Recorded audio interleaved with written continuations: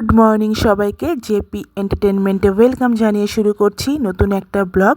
আজকে হলো শুক্রবার 14 ফেব্রুয়ারি, তাই সবাইকে জানাই হ্যাপি ভ্যালেন্টাইন্স ডে।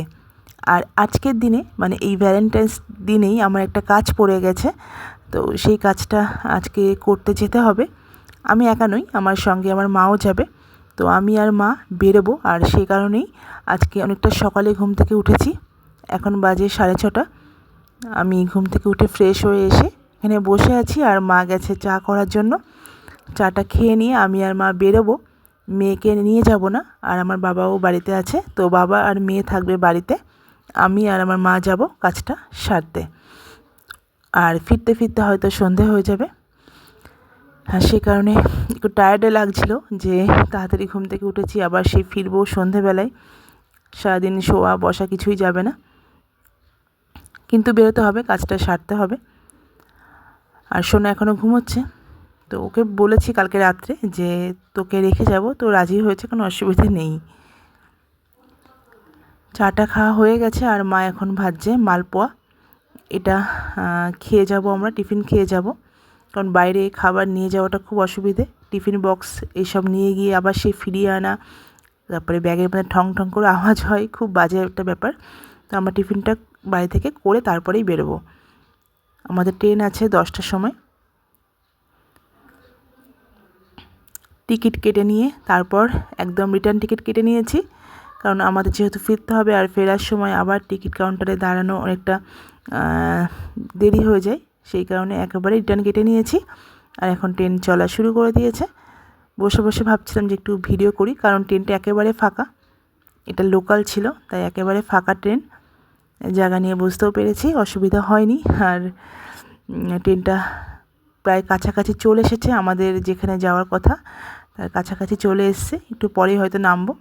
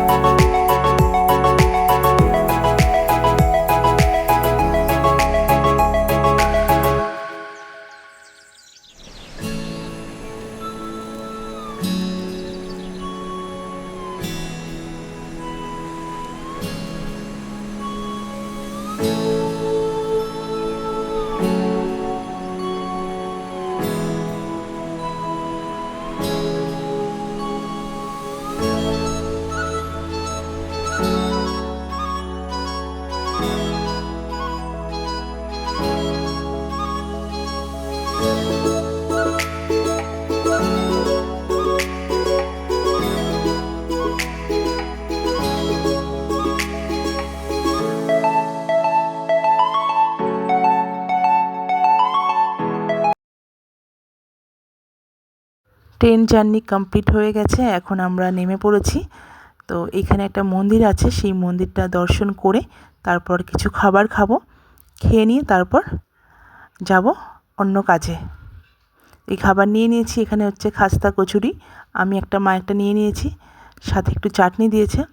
এখান থেকে আগেও খেতাম এবং এখনও আজকেও আর কি খাচ্ছি। তারপরে নিয়েছি একটা আমিত্তি, এটা মা ভীষণ পছন্দ করে, আর আমার জন্য একটা ছানার চপ। তো এই দুটো খেয়ে আমরা জল টল খেয়ে নিই, এখান থেকে বেরোবো কাজের উদ্দেশ্যে। এই খাওয়া দাওয়া করে এবার উঠলাম অটোয়।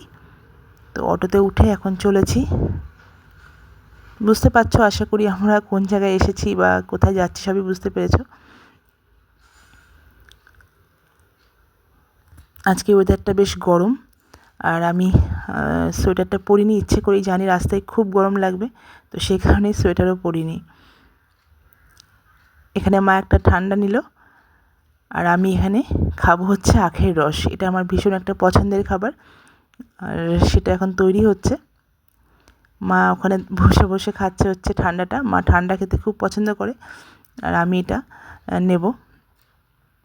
এটা নিয়ে নেওয়ার পর এখান থেকে কিছু শপিং করব, শপিং করে তারপর আরও একটু কাজ আছে সেটা কমপ্লিট করব, করে তারপর রওনা দেবো আবার বাড়ির দিকে।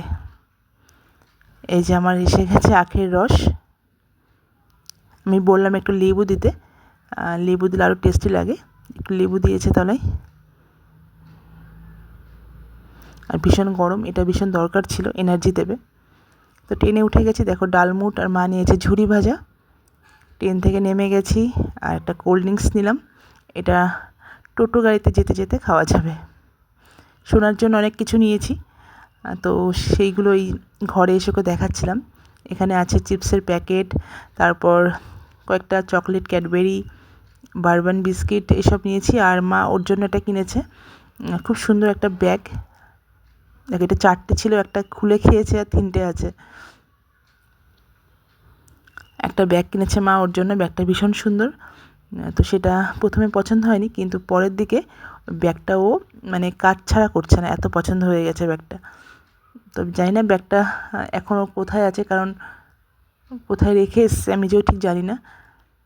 আমি বলেছিলাম যে ব্যাগটা যখন তোর পছন্দ হয়নি, প্রথমে বললো ব্যাগটা পছন্দ হয়নি, তো আমি বললাম ব্যাগটা যখন পছন্দ হয়নি তাহলে ব্যাগটা আমাকে দিয়ে দে, তো আমি নিয়ে নেব, সেই ভয়তে লুকিয়ে রেখে এসছে, পাশের ঘরে কোথায় একটা রেখে এসছে।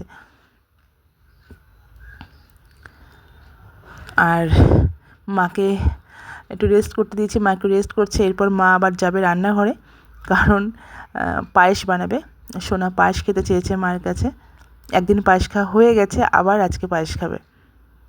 সেদিনকে পায়েস খেয়ে ওর খুব ভালো লেগেছে, বলেছে মাকে যে আমি আরেকদিন খাবো, একদিন করে দেবে। তাই মা আবার আজকে পায়েস করার জন্য সব রেডি করে রেখেছিল, আর সেটা হয়ে গেছে, আমাকে আর মেয়েকে দিয়েছে টেস্ট করার জন্য কেমন হয়েছে। তো পায়েস আমিও ভীষণ ভালোবাসি, আমার মেয়েও ভীষণ ভালোবাসে পায়েস খেতে। এখন যাচ্ছি এটা সোনাকে দেওয়ার জন্য, ও খাটে বসে আছে।